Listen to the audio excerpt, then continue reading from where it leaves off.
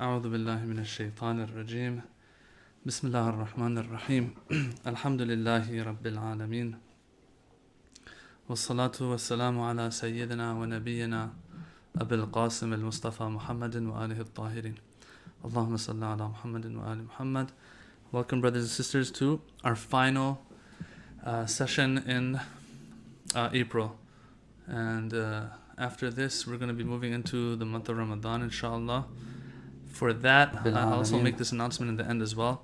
But for that, we're going to have to have a new flyer and let the brothers and sisters out there know when, what we're going to be having, when we're going to be having it. The schedule is going to be a little different for the month of Ramadan. So just please keep that in mind and look out for any future flyers that we're going to be coming out with, inshallah. We also have a course coming up in Chicago this weekend, and the weekend after we're going to be having a course in Dallas. Both of them are the same Death and Barzakh course we've been doing for a while now, and trying to finish up all the cities that are interested in that course so that we can move on to other courses, inshallah. Okay, having said that, let us get to it. If you remember, of course, what we're covering is Shia Imamiyya doctrine. I think this is our 17th session, if I'm not mistaken. And what we were covering was, we were done with Tawheed and all the discussions around Tawheed. And we moved on into the three topics that are related to Tawheed. But as I said before, Ayatollah Subhani isolated these three and brought them in the end separately because of their importance. So one of them was God's justice. The next one, that was the first one we covered of these three topics. The next one was qada and qadar, divine decree, divine measurement, and all of these things. And finally, today we need to cover man and free will. That's the third of the three isolated topics because of their importance. He has isolated them and brought them at the end. Although I have to say that he doesn't go too into detail. There's a lot of details when it comes to these topics.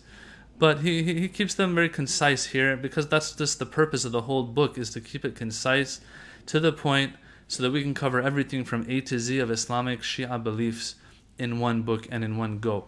So, of course, he's going to keep it concise. But there's a lot more that's out there. But he does hit on the main points. So that's also something good. What I like about this book, to be honest, is just that. The fact that he will touch on the main points, not get too into detail, but for a person who's instructing like me, I can use this book as a guide to cover whatever I think is important, whatever is relevant to the topic as well, even if it's not in the actual text. Although usually we are sticking to the text. Okay, so let's go back to last week's session very quickly. We did articles 48 to 50. And so for article 48, of course, we were talking about qada and qadar. Qada meant to finalize and to get things done, execute them. Qadar meant measurement, and these two were referring to divine actions of God when it comes to this universe, when it comes to anything that's going to take place and is going to be finalized. Allah has to finalize them. And Allah has to allow them and give permission for them to actually take place. So we spoke a little bit about these things. There are verses of the Quran that we have that mention these terms of qadar and qada, both of them. What happens is God measures things, quote unquote, of course, I stressed on this last week, that you can't give it a chronological order. But let's just, for lack of the better terms, this is how I'm going to word it, that God first measures things, gives them a proportion, gives them a size, gives them everything that they have to have, then he actually creates them. The measuring part is the qadar, the actual bringing into existence and finalizing their existence is qada. These are theological terms that we have in theology books, and they stem from the Quran and ahadith and so on. So qada and qadar, both of them have to do with Allah subhanahu wa ta'ala. That was the definition, that was the explanation of them. I'm keeping it very short. He said that everything out there that is created will need qada and qadar. other than Allah, everything else is mumkinul wujud, is a contingent being. And if you are a contingent being, whatever you are, tree, star, moon, whatever you are, if you are a mumkinul wujud, that means you have a measurement because you have a boundary. And God sets those boundaries. Setting these boundaries is qadar. And the other details that were there, I don't want to get into them. All of this qadar goes back to Allah's knowledge of everything. Okay, so the measurement of things and giving certain properties to certain things, all of this goes back to God's qadar. Okay, and God's knowledge of all things. Alright, so that's qadar. Qada, as I said, is that He gets things done. He brings them into existence from nothingness. And the last article that we had was speaking about how qada and qadar, divine decree, they have nothing to do with, they are not in conflict with man's free will, right? Allah subhanahu wa ta'ala has created us as free will, as beings that enjoy free will, right? And so as a result of that, as a result of us having free will, when Allah subhanahu wa ta'ala, when it comes to our actions and Him actually permitting them to come into existence, part of what He is giving permission to is what we have willed. So this is very, very important. I mean, I don't have the time to go back again and discuss it in depth. It was discussed in depth last week towards the end of our session. This is super important. That when we say God allows things to take place, God is what brings things into existence, whether it's our actions, whether it's things out there like tree, river, fish, whatever, right? In the end, when it comes to our actions and Him giving permission to our actions also coming into existence, right? We have to understand our action plus our free will is what He's giving permission to. So when He wants to give permission, He says, look, I am giving you, mankind, permission as a free-willing entity. I give you permission to make free choices, right, and decisions on your own. So what He is giving permission to is what I've given permission to. We have to understand that. When I want to release something and it falls and gravity pulls it, I'm holding a ball, I let it go and it falls. Allah gave permission to me to give permission to this ball to fall.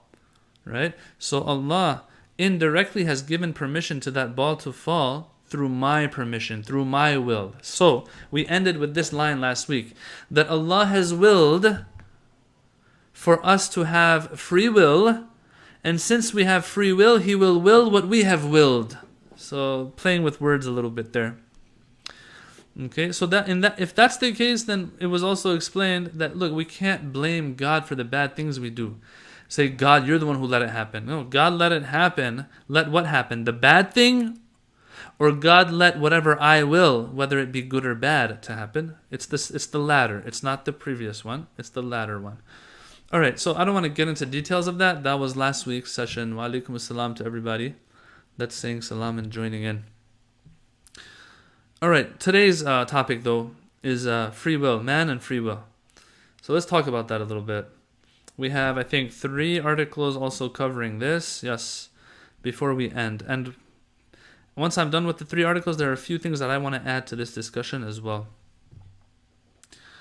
Okay, so what do we have here? Article 51 talks about how free will is something that we feel, that we can tell it's there. Why? For 4 reasons. For 4 reasons, we can tell. I don't want to call them reasons. There are 4 examples here, or 4, proofs that show that free will exists. Okay. Now, as I said, they're not intellectual arguments, but they are clues that show that, look, man enjoys free will. What are they? The first one, I think, which is the best one. Okay. The rest of them, they're there. I'm not going to disagree with it. But they're not as good as this first one, in my opinion. What does the first one say?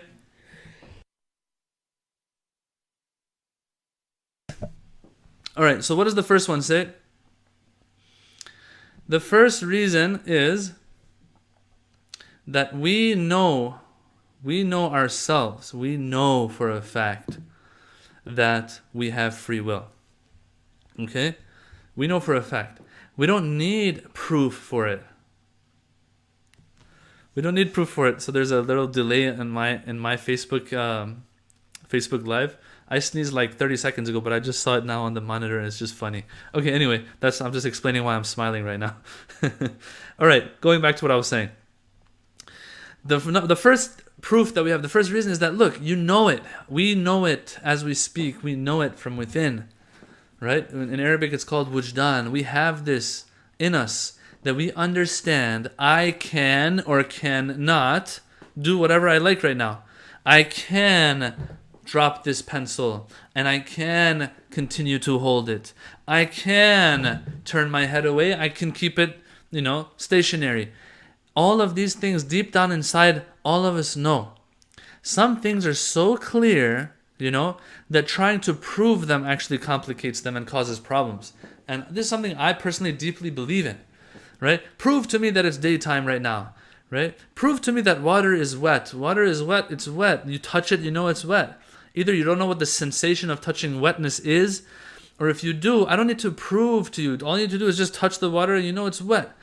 All you need to do is walk out and see that it's daytime. But in a closed room where there's no light, there's no windows to the outside world, how am I going to prove to you that it's daytime? It's too easy to prove it, right?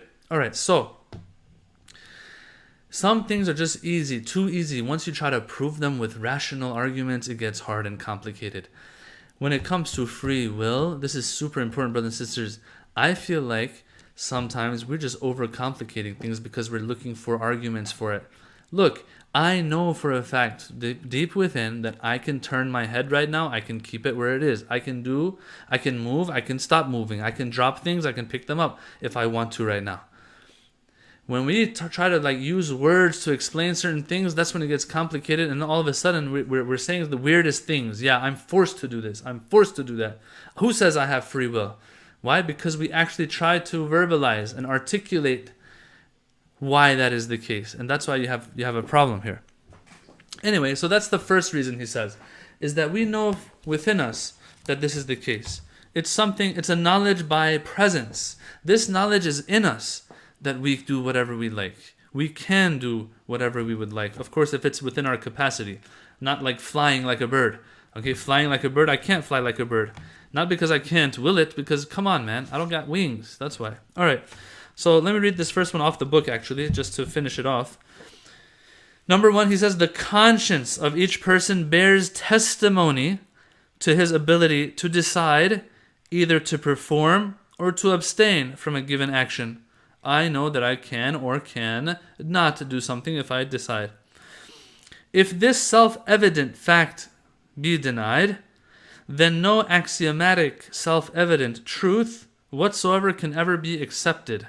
So he makes a point here, which is kind of true, is that if you can't even acknowledge this, because this is something you know deep within, then you really can't acknowledge anything. You might as well just be a skeptic all your life, an ultra skeptic. These are some of the most basic things that we all know, that we all can feel, that I can do whatever I like. I can get up and walk around right now. I can sit down. I can look away. I can look forward. I can pick this up. I can drop that. It's just how it is, brothers and sisters. But we know it for a fact. Okay, I think we were able to cover that enough. Now, let's move on. The second, I don't know what to call it, proof or not argument or reasoning or... He says here in the translation, it can be proven in many various ways. Okay, so ways. One of the ways was what we just talked about, that knowledge that we have within us. Second way that we can say that, look, we have free will, is that look at mankind throughout history and today, across the globe, right? What do? People will reprimand, will scold others when they do something bad, and will praise others when they do something good. Question: if man didn't enjoy free will, right, then why the scolding? Think about it. Do you scold if your kid comes home one day, right, with a broken arm, and you have a kid that's, they're a problem child, and then your kid tells you, though, that I wasn't being problematic in school today. That's not why I broke my arm. right? You're about to scold them. What'd you do to your arm? He's like, it wasn't my fault. My friend pushed me off the slide. All right. Are you gonna still scold your child? Your child has a big bruise or bump on their head. Like, what were you doing? Like, did you like, were you naughty today again? He's like, no, I came out of the bathroom stall and one of my friends pushed the door in my face. That is not something that he chose or she chose to do, right? So it was beyond their decision, beyond their choice. So you're not going to scold this child of yours, right? Because it was forced on them. Same thing holds for all of our actions. Look, all of these mature people, billions of people across the globe, regardless of their faith, regardless of anything really, regardless of their education even, this is something everyone understands. They don't scold somebody when they're forced. If they do something bad, right, they won't scold them if they were forced to do it. The same way you don't praise somebody when they do something good on accident, right? Or by force, right? You don't praise them. So now, here, he says, look, one of the ways that we can use this to understand that man has free will is that, look, the fact that people scold others when they do bad things shows that deep within, they believe, they know that man enjoys and mankind enjoys free will. Or else there would be no room for scolding the human being when he or she does something bad, right? This shows that they're not forced, and that's why it does deserve scolding or praise, or else it wouldn't deserve it. Okay, the fact that people scold others is proof that they believe in free will, that they understand free will. Okay, that's number 2. Let's read off the book very quickly. It says, throughout human society, religiously governed or otherwise, one finds that widely differing persons are subject to praise or blame. This should be taken as a sign that the attribution of free will to the individual is a universally encountered fact. All right, so that's number 2. Number 3. Number 3 says that, look, we have religion. We have religion also and sharia, religious laws and legal systems within religions. All right, so all of these religions that have God in the equation, right, and have God in the picture, for them also, we're not talking about scolding and praising anymore. What are we talking about now? We're talking about reprehension in the afterlife. We're talking about punishment and reward. It's one thing to get scolded, right? Or to be praised, right? At the end of the day, when someone praises you, when somebody reproaches you, it's not like it's not like you're getting money or anything because of it. You're not getting anything really. But in the hereafter, where there is punishment and reward, that's real stuff. And so here, what it says is that these religions that come from God, right, and are divine religions, it wouldn't make sense for them to promise punishment and to promise reward if there was force involved. It doesn't make sense as a Muslim, brothers and sisters, because kids will ask this question all the time about free will, and we'll discuss that more towards the end of it as well. God's knowledge towards our actions. They'll think that everything's scripted. Okay, if everything is scripted, fine. Let's just say everything's scripted. Then why is God going to punish and reward on the Day of Judgment then? The same God that in the Quran, speaks of how we have to go by this legal aspect of the religion and that religious ruling and all of that, right? If it was forced, then that God is not supposed to punish on the Day of Judgment if we're forced and it's all scripted. So you see, these go against the fact. These things disprove that the fact that everything's forced on us and we don't have free will. So number 3 is the fact that these religions that have a legal system in them, it wouldn't make sense for the God of that religion to punish or reward the people if they were forced. This shows, at least from that perspective, from that religion's perspective, there is no force. It's all free will, actually. And this hurts. It hurts to see how people will describe the gods of these religions. Of course, these Abrahamic religions, the God is one in all of them. To see him and describe him as a person who wants to bring us into this world and have us forcefully do certain things that are good and bad so that he can punish us on the Day of Judgment for them. Things that were forced onto us. It just doesn't make sense. You can't reconcile these. It's too much discrepancy. Okay, so number 3 says, if the free will of the individual were non-existent, in other words, if we didn't have free will, the laws of religion would be vain and futile. For if each individual were helpless in regard to his life and was forced, he would be compelled to continue to follow the course of life that has been established for him previously, and thus unable to deviate by even an inch from that path. You have to be bad, and you have to be good. Okay. In such a case, the religious commands and prohibitions, promises and threats, rewards and punishments would all be utterly meaningless. It makes sense. It makes total sense. Number 4. Number 4 says that throughout history, we see people who would come with the message of religion, or sometimes would come with this idea of let us reform society and reform the people we live amongst. If things were forced, these people wouldn't even try to reform their societies and make their societies better. Not necessarily even prophets. Let's talk about, I don't know, Martin Luther King or whoever else. These reformers of society would find it pointless to try to get involved in their communities and in their societies in a way that they can better those societies. Why? Because everything's forced by another entity out there. Let's go actually fight that entity, it makes sense.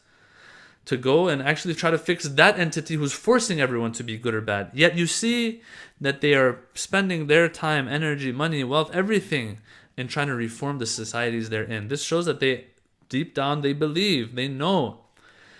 And they know that there's free will to the extent that they'll find it funny and laughable that for one to say that, oh, there is no free will.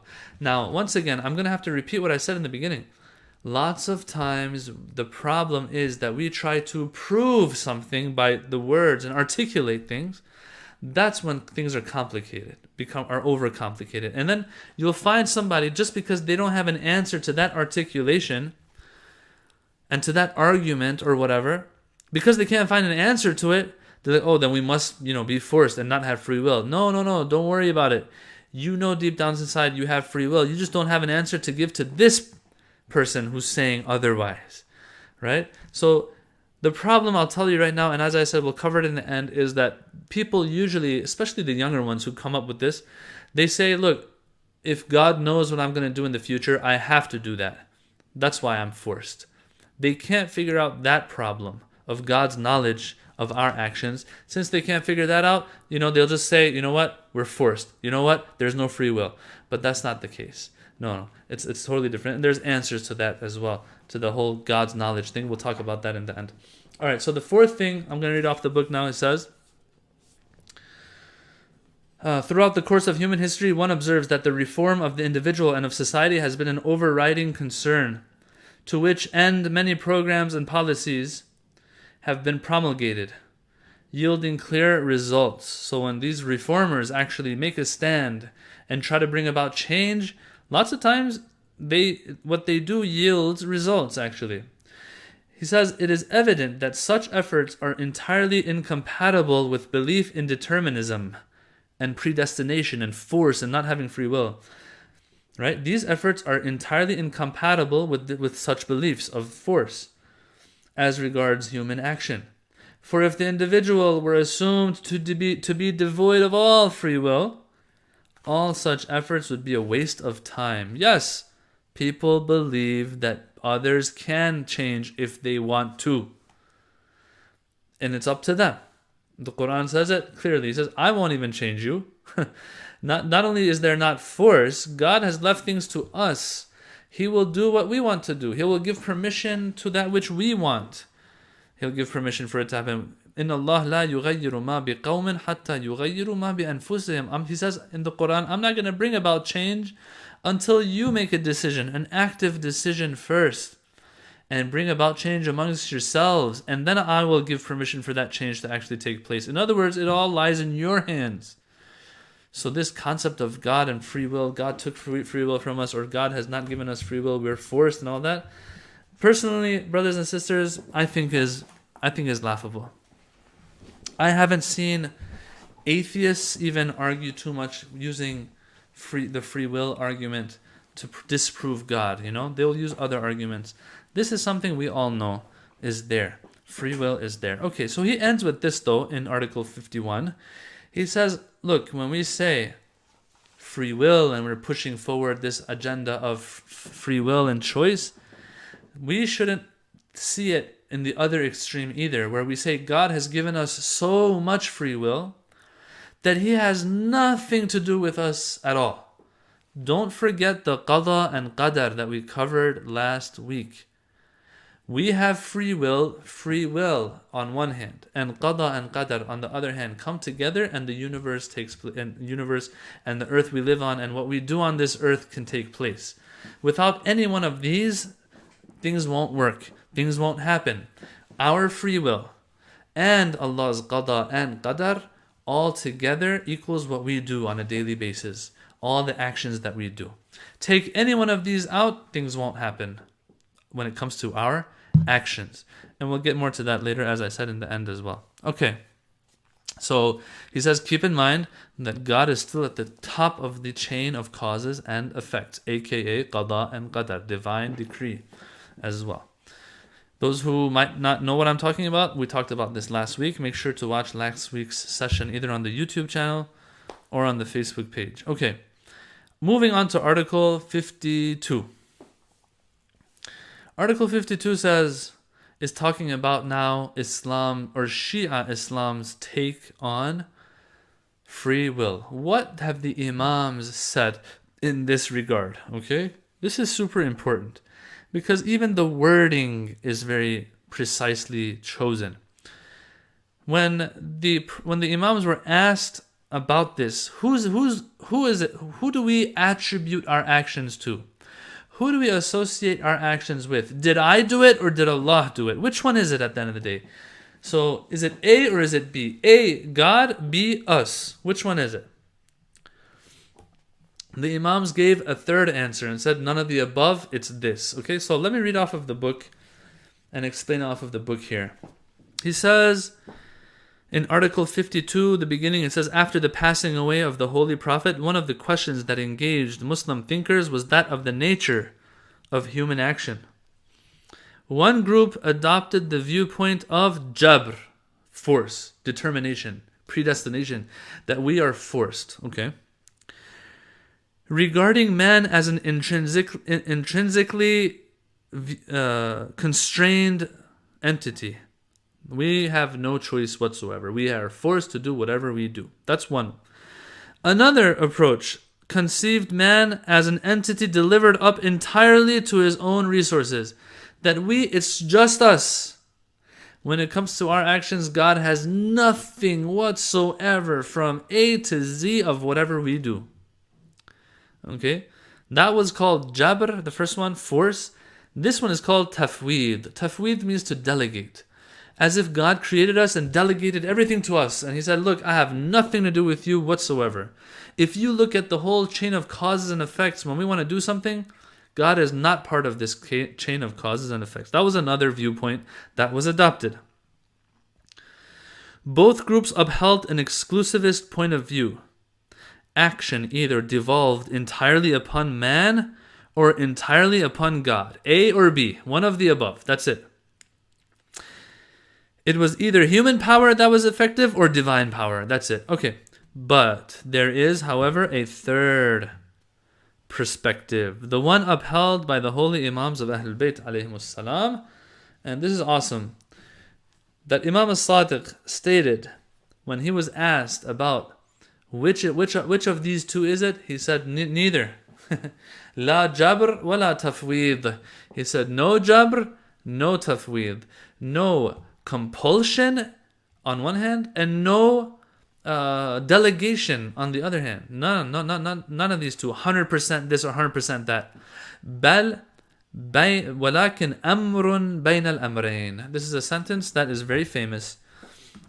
It's neither of those two. It's something in between, he says. Oh my God, that's so beautiful. All right.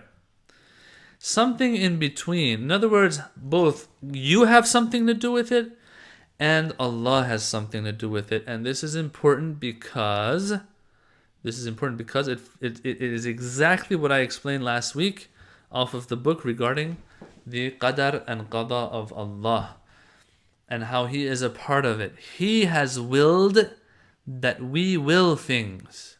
This is super important. Pay attention to the wording again. I've said this a million times last week. Allah wills that what we will happens. So there are two wills here involved, whether we like it or not. God is at the top and we're at the bottom of this chain. At the end of the day, if a chandelier is going to be hanging from the ceiling, the first hook that you put the chain on has to be there.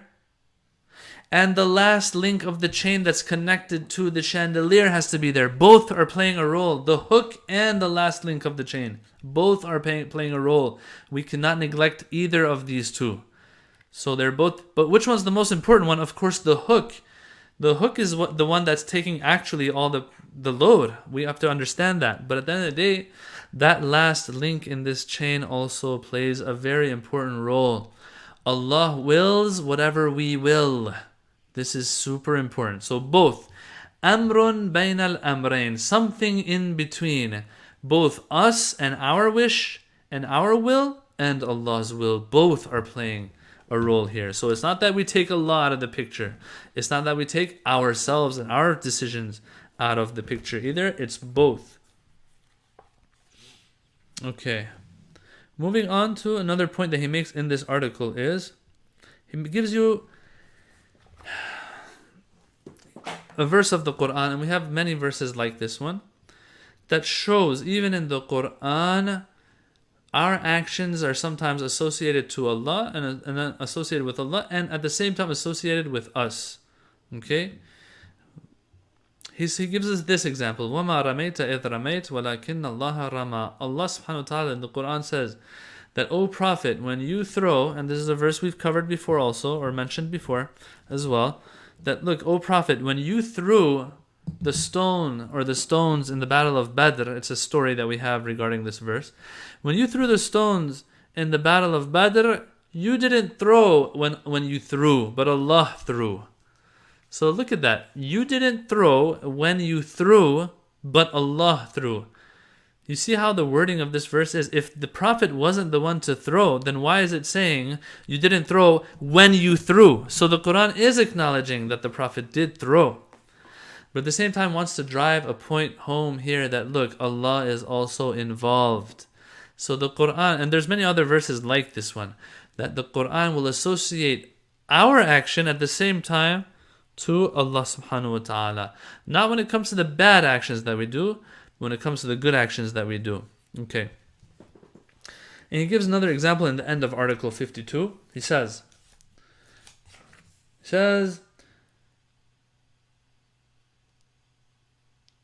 put differently, he wants to give another example.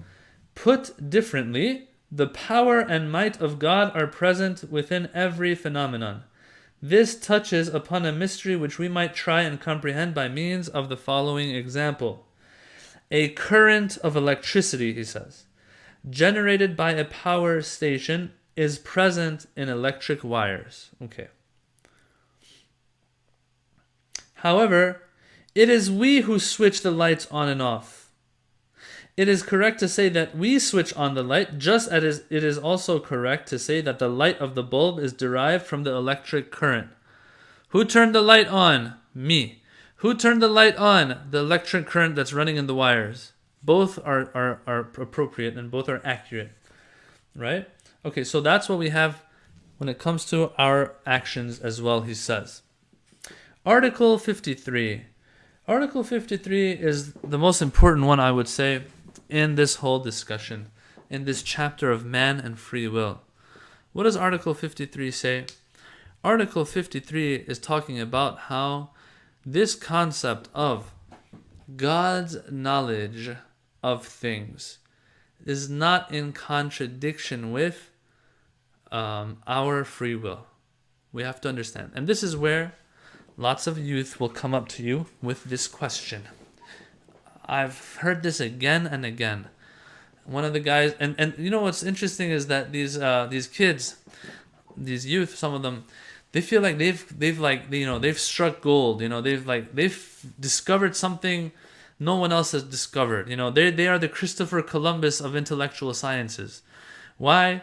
Because they have found something and a discrepancy that no one else has ever been able to point out. While this is something that goes back to like 1400 years ago, and even more, even before that, maybe even, of theologians have discussed this concept. What is it? What is that treasure that they've discovered? Well, it's the fact that God knows what I will do in the future.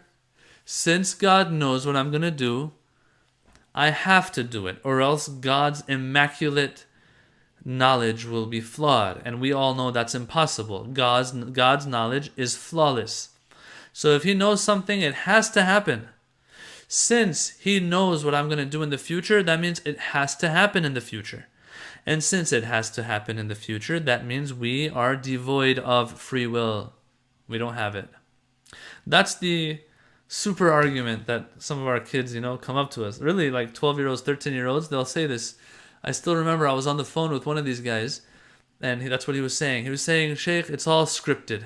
Why? Because God knows. It's all scripted because God knows. Okay, let's talk about that. What does Ayatollah Subhani say here? First, let's cover what he says, and then I have a few points to end, inshallah.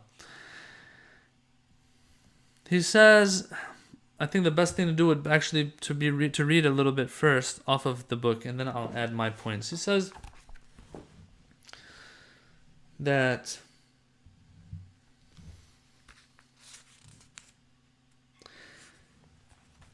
anyone or whoever cannot reconcile these two things, God's knowledge and our free will, should consider carefully that the eternal knowledge of God. He wants to, before I read off of this, he wants to break it down for us, guys. He wants to break down God's knowledge for us. What does God exactly have knowledge of? That's what Ayatollah Subhani wants to discuss here, which is awesome. I think he makes a good point here. Look. If you are God, before I read it, actually, let me explain it. If you're God, okay? If you're God and you have the knowledge of God, God's knowledge of things is not like my knowledge of things, you and I's knowledge of things. It's not. When I have knowledge of this book, for example, that's in front of me, I don't have knowledge of every single speck of it, every single detail of this book. What's happening on page 189? How many words do we have on page 113? What exact color pigmentation do we have in this cover here, and so on. I don't have details of all of these. I don't have knowledge of all these details, brothers and sisters. I might have knowledge of this book means I have knowledge of its existence and some of its details, right? But with God's knowledge, and we've already covered God's knowledge and proven God's knowledge and how he has knowledge of every single thing out there, every speck and every dot of he has knowledge of out there. Okay? All right.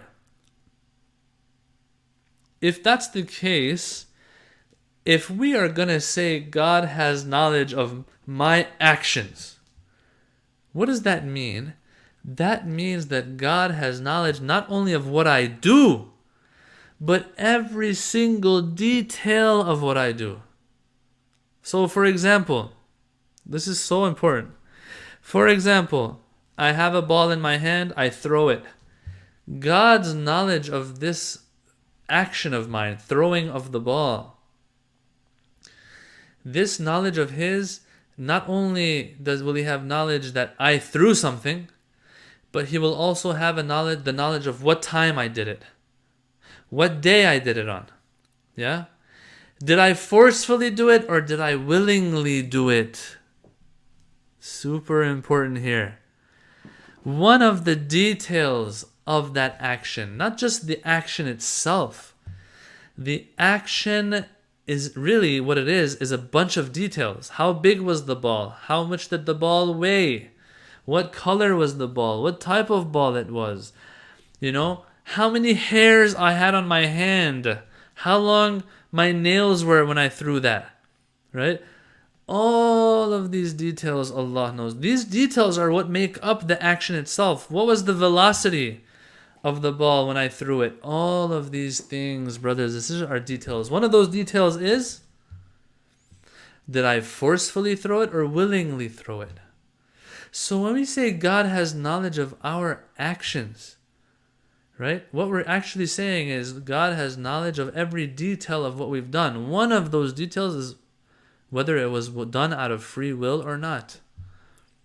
Okay? So there is no contradiction here. God's knowledge of a person jumping from a bridge. God knows that this person willingly went on top of the bridge and threw himself off. That's God's knowledge of that thing. This is super important, brothers and sisters. Let me read off of it now. He says, whoever cannot in fact reconcile between God's knowledge and our free will in our actions should consider carefully that the eternal knowledge of God encompasses the principle by which actions proceed from the free will of man. Naturally, there is no contradiction between such foreknowledge on the one hand and human freedom on the other. Interesting. That's all he says in this whole article in the translation. While I'm looking at the Farsi, it's longer than that. So you'll... That's interesting. Okay, so they've just translated the first paragraph in this Farsi book. The English book only has done the first paragraph. He hasn't gone into the second paragraph. I'll just read off of it and translate in the book here, off of the Farsi. I'll just wing the translation. Okay, so he says, in other words, the same way God has knowledge of the actual action itself that man has done, that same way God has knowledge of the fact that this action took place through his free will. In other words, one of the details of the action that took place. Okay, and he goes on. And so he ends it with this, brothers and sisters, the fact that no, there is no contradiction. Now, having said all of that, Article 53 ends here, but I want to add to that now a few points, okay? Number one is, we don't even have to go this far to say that God has knowledge of the details the same way he has knowledge of the action itself to begin with, right? Even, let's just say that God didn't have knowledge of the details. He just has knowledge of the action. He has knowledge of me throwing this ball without even the details. And someone wants to use that to say, see, since he knew I throw the ball, I had to throw it because he knew it in the future. Right? The answer is no, that's not the case. Why? Because this whole link that we are, making between God's knowledge and the action, this link between knowledge and action is just a funny, laughable link. Why? Because when it comes to knowledge, it has nothing to do with the outside real world and things taking place. Right? Let me explain a little bit what I mean.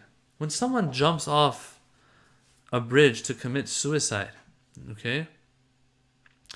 When they jump off, let's not say the bridge. Let's say someone jumps off the 50th story of a building. All right, so what's for sure is 50 stories high, that's like half a mile up in the sky, for example, let's say. Okay?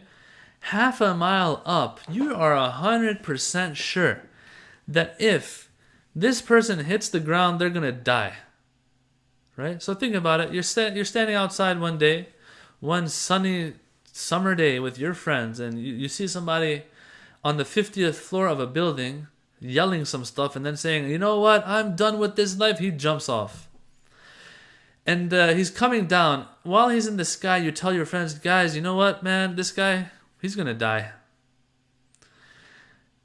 You don't even know about the details of him jumping off or anything, but you just see this action, So I'm taking the details away so no one can say, oh, details, whatever. No, let's just say you don't even know the details.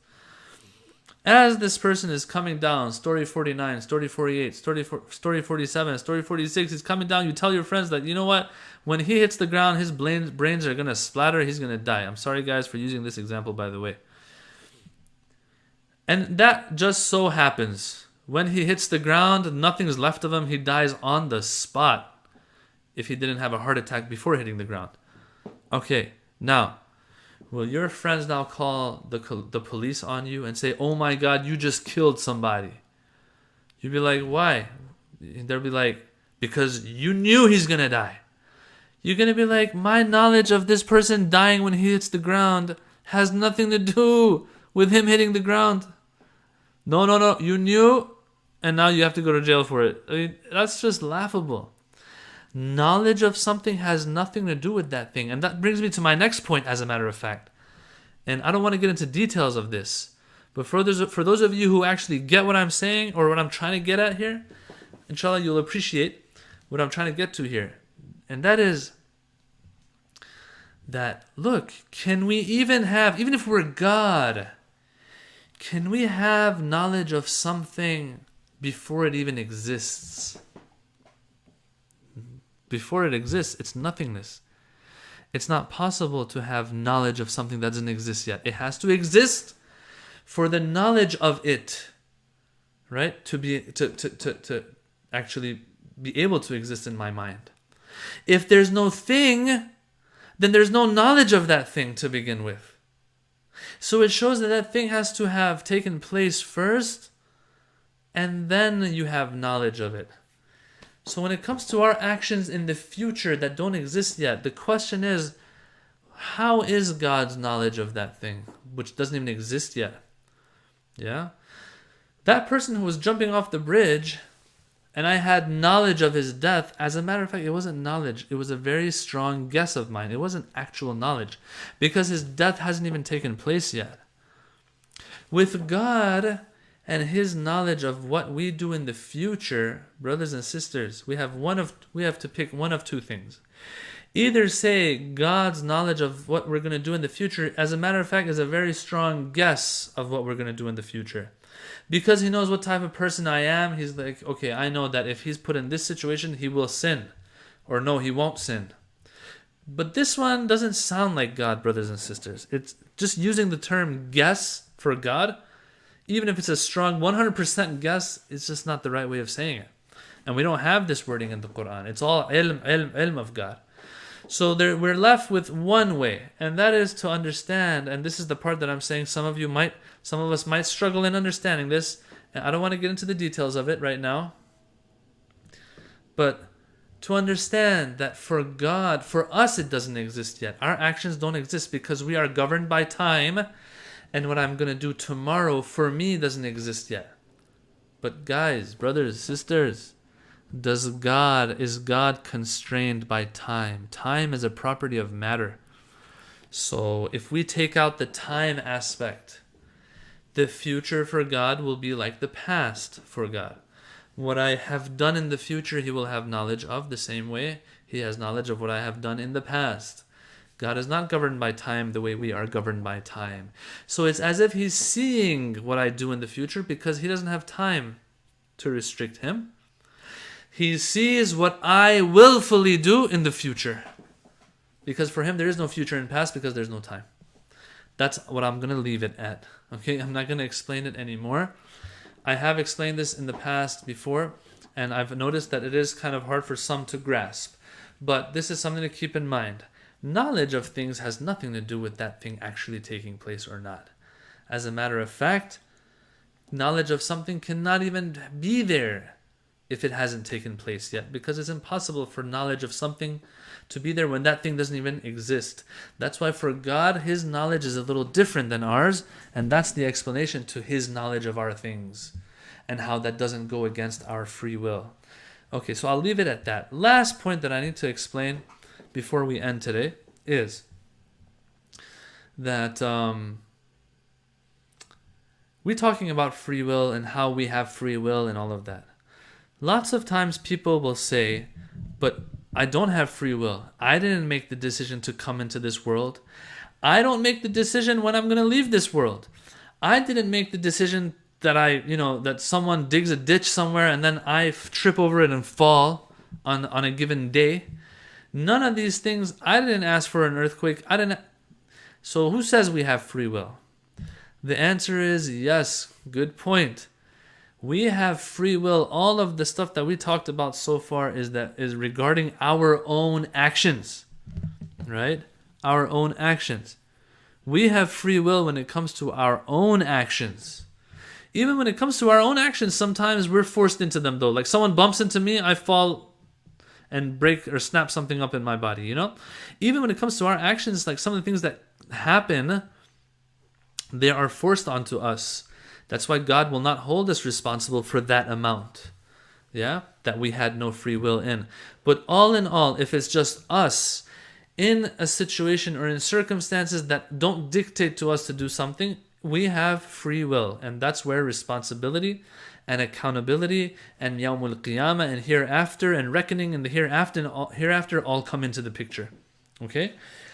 So when we say free will, when it is said free will, that we enjoy free will, that means we enjoy free will when it comes to our actions. Not that we have free will and it is our choice whatever befalls us in this world. No. When us coming into this world was not our choice, Is it our choice to have free will even? No. That is awesome. Look at that. We are forced to have free will even. Look at that. Isn't that awesome? We are forced to have free will. Whether we like it or not, we can't not have free will. Unless we put ourselves in a situation where we don't have free will. Somebody who commits suicide jumps from a building. On the way down, it's not their choice anymore whether to go down or not, but it was their choice in the beginning to jump off the building, right? So sometimes some things are by force, but even then it might go back to our free will. In the end, our actions depend on our choice and how we exercise our free will. Other than that, yes, man, everything that's happening in this earth, in this world, in this universe has nothing to do with our choice and our free will. That's totally understandable. And that is the whole test. Allah subhanahu wa ta'ala put us in such an environment where we can have free will and we have to make the right decisions based in the different situations and even tragedies that befall us. That is the whole test, brothers and sisters. If we had free will to the point that we made the decision for everything that happens to us, then there was no test. If we had no free will and we were put in an environment that we have no choice whatsoever, even with our own actions, that would be a problem.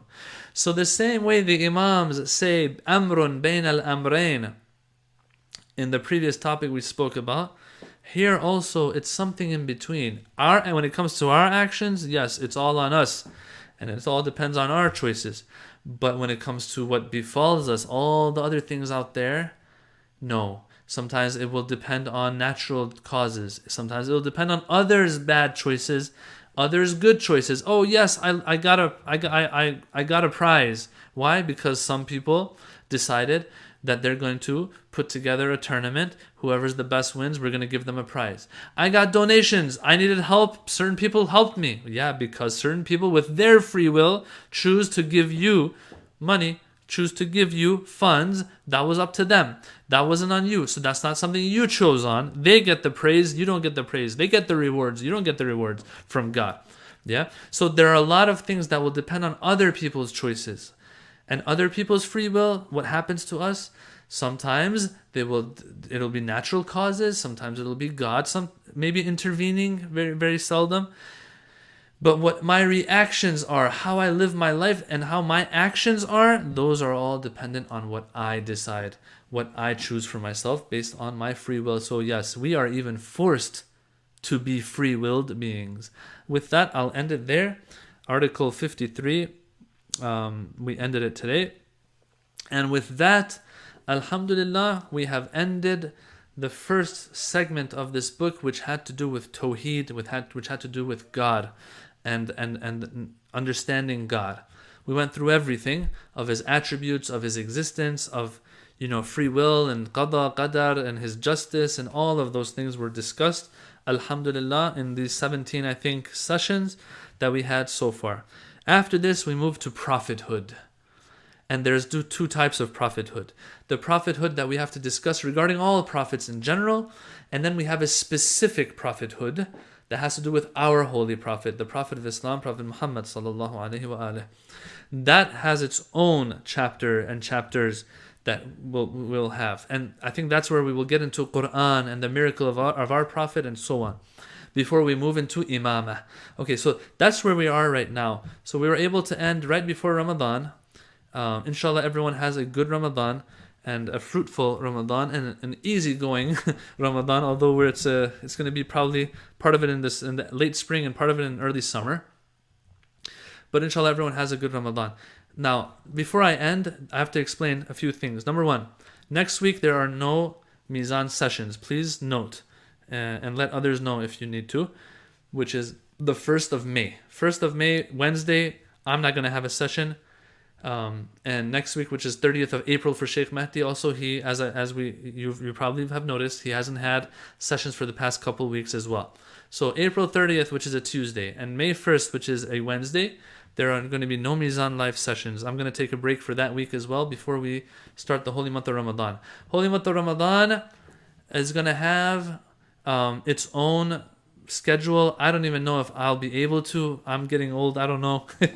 And the fasting plus the programs at our center, I don't know if I'll be able to do both. That's something I'll have to discuss with the team as well.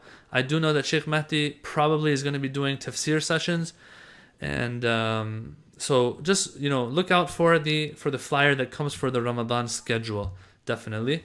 That's one. And as I said also in the beginning, we will have we're having a Mizan course in Chicago this coming weekend, 27th and 28th of April. And after that, on the 4th and 5th of May also, we will have a Death and Barzakh course in Dallas as well. So those of you in Dallas who've been waiting for this, alhamdulillah, it's happening. And if you can not, for whatever reason, make it to this one that's happening in Dallas, I will let you know. I can let you know right now that we will have another one, because some people have told me they can't make it to this one. Since we're in Dallas too, and I'm in Dallas, we can hold another one as well in the summer sometime. So the details for that will be decided on later as well. So once again, keep us in your du'as. Inshallah, you have a wonderful month of Ramadan, and look out for the flyer as well regarding the details of the Ramadan schedule. Walhamdulillahi Rabbil Alameen. Wassalamu alaikum wa rahmatullah.